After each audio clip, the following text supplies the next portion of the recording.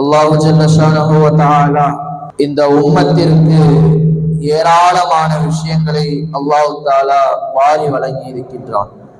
அதில் அதிகாலை என்பது இந்த உம்மத்திற்கு கிடைத்த மிக பெரும் பொக்கிஷமாக இருக்கிறது.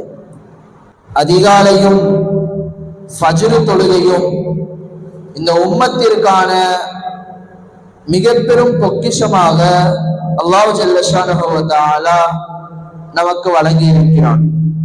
அந்த அதிகாலை வேளையிலே ஃபஜ்ர் தொழுகையை நிறைவேற்றிவிட்டு நம்மளுடைய காரியங்களை, நம்மளுடைய விஷயங்களை துவங்கினோம் என்று சொன்னால் அதில் ஏராளமான பரக்கத்துகளை அல்லாஹ் ஜல்ல ஷானஹு வ தஆலா வைத்திருக்கிறான்.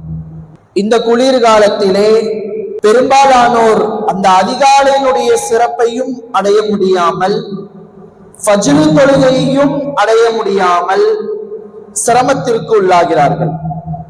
வட மாநிலத்திலும் வெளிநாடுகளிலும் நம்மளுடைய பகுதியில் உள்ள குளிரை விட பன்மடங்கு குளிர் அவர்களுடைய அந்த சூழ்நிலையை மாற்றி அமைத்து விட்டது. பனி பொழிவு, பலவிதமான இயற்கையினுடைய அந்த காலநிலை மாற்றம் நம் தமிழ்நாட்டை, நம்முடைய பகுதியை பொறுத்தவரையிலும் வட மாநிலத்திலும் சரி வெளிநாடுகளிலும் சரி இன்றைய காலகட்டத்திலே குளிர் என்பது ஒரு மனிதனுடைய சாதாரணமான இயல்பு வாழ்க்கையை பாதிக்கக்கூடிய அளவிற்கு இருக்கிறது. அதனை ஒப்பிட்டு பார்த்தோம் என்று சொன்னால் நாம் இந்த பகுதியில், நம்மளுடைய பகுதியில் நமக்கு ஏற்படக்கூடிய இந்த குளிர் நமக்கு பாக்கியம் என்றுதான் சொல்ல வேண்டும். வட மாநிலத்தையும் வெளிநாடுகளையும் பொறுத்தவரை நம்மளுடைய பகுதியில் ஏற்படக்கூடிய குளிர் நமக்கு ஒரு பாக்கியம் என்றுதான் சொல்ல வேண்டும்.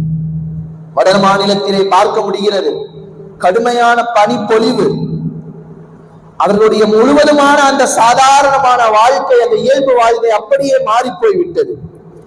இப்படிப்பட்ட இந்த சூழ்நிலையிலே நாம் நம்மளுடைய அமல்கள் எப்படி இருக்கிறது, இந்த சூழ்நிலைகளில் நாம் நம்முடைய அமல்களை எப்படி தக்க வைத்துக் கொள்வது என்பதை நாம் கவனிக்க வேண்டும்.